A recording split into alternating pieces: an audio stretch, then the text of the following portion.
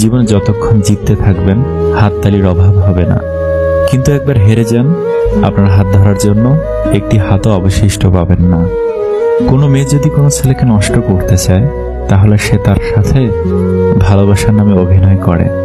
একটা মানুষ সব জায়গায় জিতলেও একজন নারীর কাছে তাকে হারতেই হয়।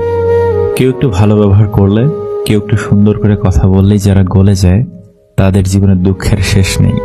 প্রেমে বিচ্ছেদ হওয়ার কারণে যদি কখনো তোমার মরে যেতে ইচ্ছে হয়, তবে বাড়ির আশেপাশের কোনো হাসপাতালে গিয়ে দেখো, শুধু একদিন বাঁচার জন্য মানুষ কতটা লড়াই করে, একবার বুক ভরে নিঃশ্বাস নেওয়ার জন্য কতটা ছটফট করে, একটু সুস্থতার জন্য প্রভুর কাছে কতটা আকুতি জানায়।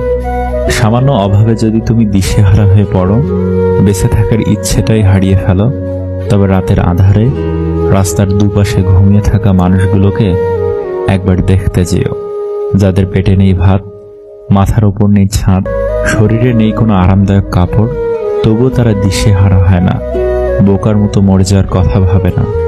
যদি গায়ের রং কালো হওয়ার কারণে তুমি নিজেকে লুকিয়ে রাখো অন্যদের কাছ থেকে, ভয় পাও কিছু করতে, ছোট ভাবো নিজেকে, তবে এসিড ঝলসে যাওয়া মানুষগুলোর দিকে তাকাও। তারা নিজেদের সেই ঝলসানো চেহারা নিয়েই সমাজে ঘুরে বেড়াচ্ছে সাহসিকতার সাথে।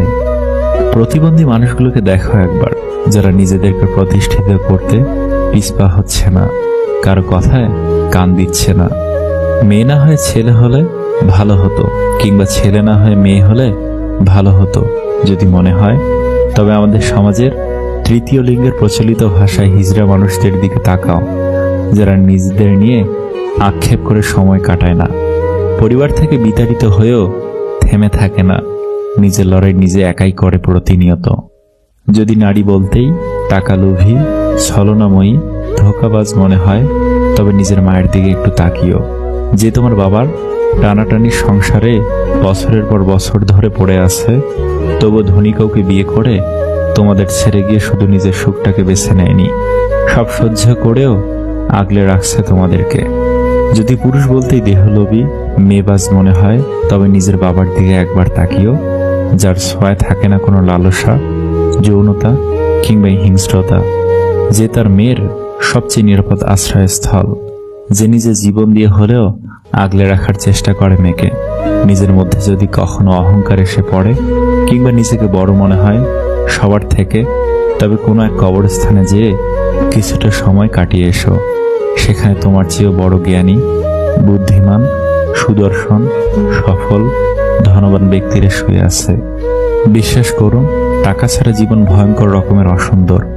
টাকা ছাড়া ভালোবাসা দেখানো যায় না, আন্তরিকতা প্রকাশ করা যায় না, সম্পর্কগুলোকে টিকিয়ে রাখা যায় না, কারো আপন হওয়া যায় না। টাকা ছাড়া পৃথিবীতে আদতে কিচ্ছুটি হয় না। জীবনের সবচেয়ে বড় অভাব হলো টাকার অভাব। টাকা না থাকলে পৃথিবীতে কেউ কারো নয়।